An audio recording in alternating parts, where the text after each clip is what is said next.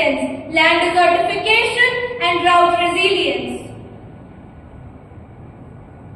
What is this land desertification and all? क्या होती है ये सब चीजें और इनसे हमारा क्या लेना देना? लैंड डिजर्टिफिकेशन मतलब ये एक ऐसी प्रक्रिया है जिसके द्वारा प्राकृतिक या मानव निर्मित कारकों के कारण शुष्क भूमि की जैविक उत्पादकता कम हो जाती है। लेकिन इसका मतलब रेगिस्तानों का विस्तार नहीं। What causes land desertification? Overgrazing, deforestation, poor agricultural practices, Climate change and unsustainable land management increases desertification globally. Alright, so can you tell me what are the factors which contribute to drought resilience? Water conservation, soil health, diverse crops, community cooperation and sustainable infrastructure are key for resilience against drought. Moreover, we can conserve resources, Reduce pollution, promote biodiversity, foster sustainability, and ensure a resilient future. Okay, thank you for giving me this information. क्या तुम्हें पता है ये लोग किस चीज के बारे में बात कर रहे हैं? हाँ, मैंने सुना था ये कुछ लैंड डिजर्टिफिकेशन के बारे में बात कर रहे थे। पर ये सब जानकर हम करेंगे क्या? चलिए आप सभी बताएं कि हमारा अनाज कहाँ से आता है? खेतों से। बिल्कुल सही। और खेतों में हम क्या देखते हैं? किसान, पेड़ पौधे और बैल। ये सब तो ठीक है, लेकिन सबसे जरूरी चीज है हमारी जमीन। Drought stuff. What's the key for resilience?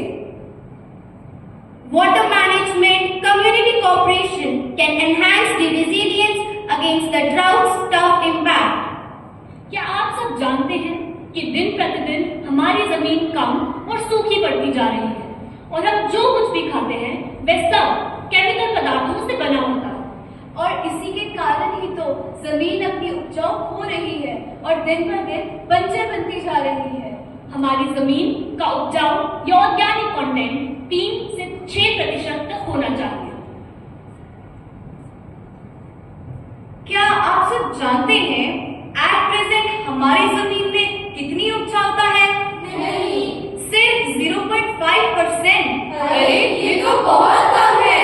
लेकिन ये सब तुम हमें क्यों बता रहे हो? ये काम तो किसान का है, उसे बताओ। क्योंकि ये सब हमारे कारण ही तो हुआ है।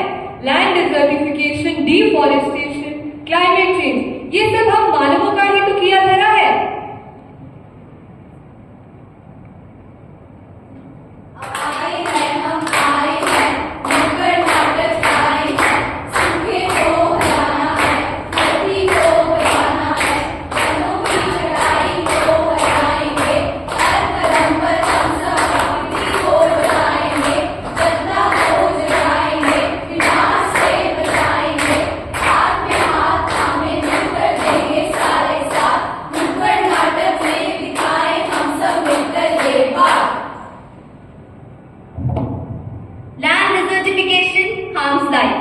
Let's replenish soil, conserve water, restore ecosystems and save our planet's future.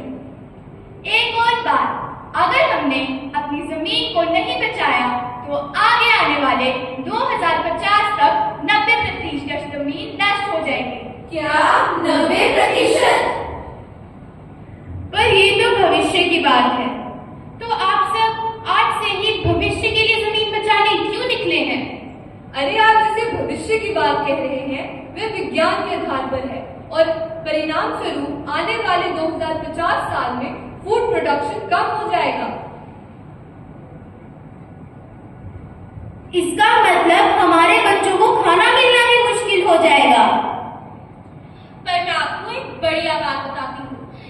United Nations के अभ्यास के अनुसार अगर हम धरती को बचाने के लिए आज एक कदम उठाते हैं तो भविष्य में होने वाली 5 बीमारियों से राहत मिल सकती है।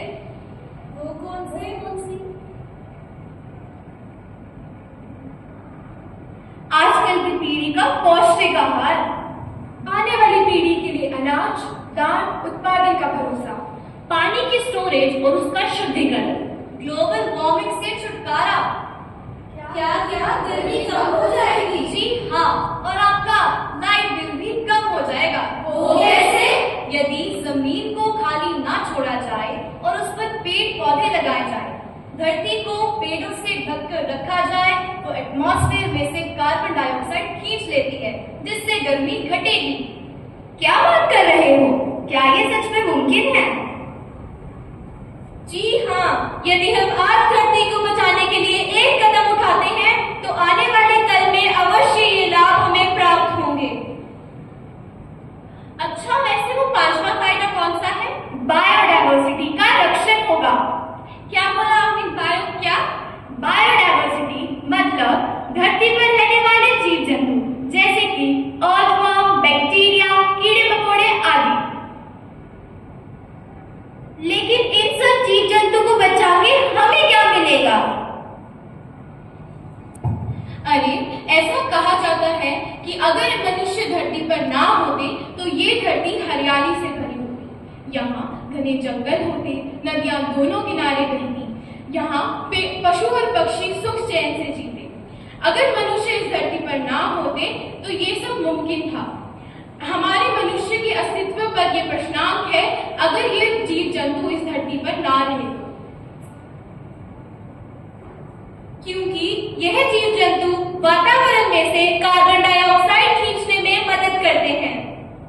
मुझे आज बहुत सारी चीजें पता चली और समझ में आई, पर मुझे ये तो बताओ कि हम क्या क्या कर सकते हैं अपनी धरती को डिजर्टिफिकेशन और सूखे से बचाने के लिए। हम आपको कुछ ऐसे कारण बताएंगे जिससे लैंड डिजर्टिफिकेशन और धरती पर सूखा कम हो सके।